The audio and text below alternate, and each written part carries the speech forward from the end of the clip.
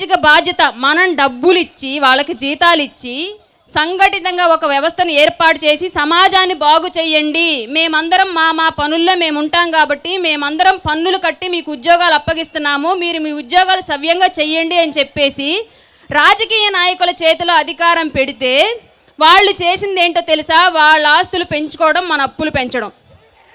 ఎవరికైనా సరైన ఉద్యోగం వచ్చే పరిస్థితి ఆంధ్ర రాష్ట్రంలో ప్రస్తుతం ఉందా? లేదు.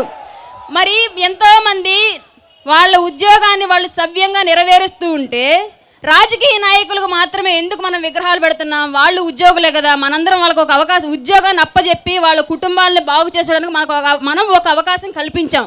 కానీ వాళ్ళు ఏదో వాళ్ళ సొంత డబ్బులతో చేసినట్లుగా ఎందుకు వాళ్ళకి విగ్రహాలు పెట్టి మన వీధుల్లో వాళ్ళ మొహాలను రోజు మనకు రుద్దుతున్నారు? వాళ్ళు ఏమైనా పరమాత్ముల పైనుంచి దిగొచ్చారా? లేదా వాళ్ళ ఆస్తులు ఏమైనా మనకు పెట్టారా? నిద్ర లేస్తే ఒక మున్సిపాలిటీ కార్మికుడు మనం వేసే వ్యర్థాలని మల్లాల్ని అన్నింటినీ వీళ్ళకన్నా సవ్యంగా చక్కగా బాగు చేస్తున్నాడు, అతనికి పెట్టండి ఒక విగ్రహం, ఒప్పుకుంటాం. ఆర్మీలో మా అందరి ప్రాణాల కోసం, మా అందరి కుటుంబాల కోసం వాళ్ళ ప్రాణ త్యాగాలు చేసి రోజు ఎక్కడో ఒక చోట ఎవరో ఒక ఆర్మీ జవాన్ ప్రాణాలు పోగొట్టుకుంటున్నాడు, వాళ్ళకు పెట్టండి వీధి వీధి విగ్రహాలు, ఒప్పుకుంటాం.